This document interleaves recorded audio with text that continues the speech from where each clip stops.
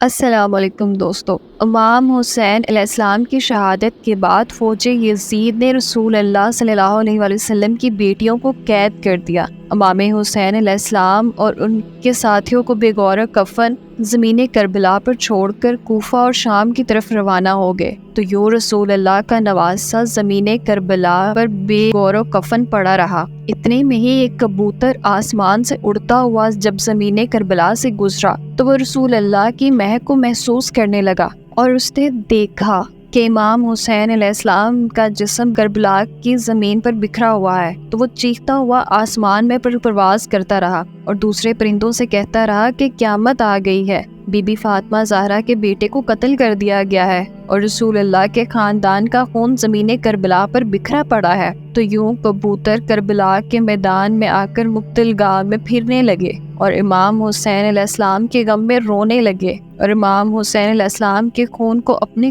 پروں پر لگانے لگے۔ ان کبوتروں میں سے ایک کبوتر امام حسین کے خون کو اپنے پروں میں لے کر مکہ کی طرف روانہ ہوا۔ ان میں سے ایک کبوتر اپنے پروں پر امام حسین کا خون لے کر مدینے کی طرف روانہ ہوا۔ تیسرا کبوتر اپنے پروں پر خون لے کر نجف کی طرف روانہ ہوا۔ تاریخ نے لکھا مدینے سے باہر سیاہ نام کا ایک یہودی رہتا تھا جس کی بیٹی کو کور کا مرض تھا اور وہ نبینا تھی، اور یہ مرض کسی دوسرے کو نہ لگے اس لیے وہ روز ایک باغ میں اپنی بیٹی کو بند کر کے چلا جاتا تھا اور صبح آ کر اپنی بیٹی سے ملتا تھا۔ بس جیسے ہی اپنی بیٹی کو باغ میں چھوڑ کر واپس جائے، اس کی بیٹی ایک درخت کے نیچے آ کر بیٹھ گئی اور اس درخت کے اوپر وہ کبوتر بیٹھا تھا جو امام حسین کا خون لے کر مدینے کی طرف آ رہا تھا۔ بس رات کو اس کبوتر کے پروں سے امام حسین کے خون کی ایک بوند اس نبینا کی آنکھ میں گری، اس خون کی ایک بوند اس نبینا کی ایک آنکھ میں گری،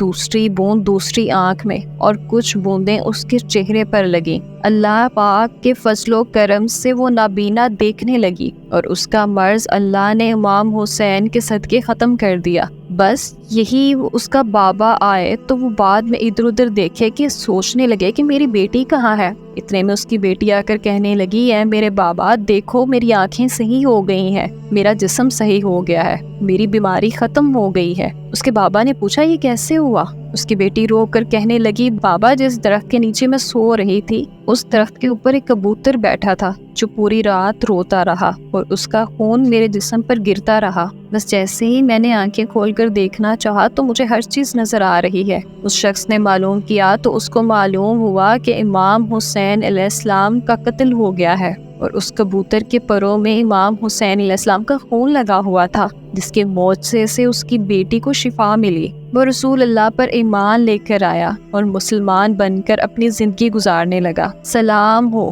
رسول اللہ کے خاندان پر، سلام ہو اہل بیت کی عظمت پر، سلام ہو اس ناحق خون پر جو اسلام کی بقا کے لیے زمین کربلا پر بہتا رہا۔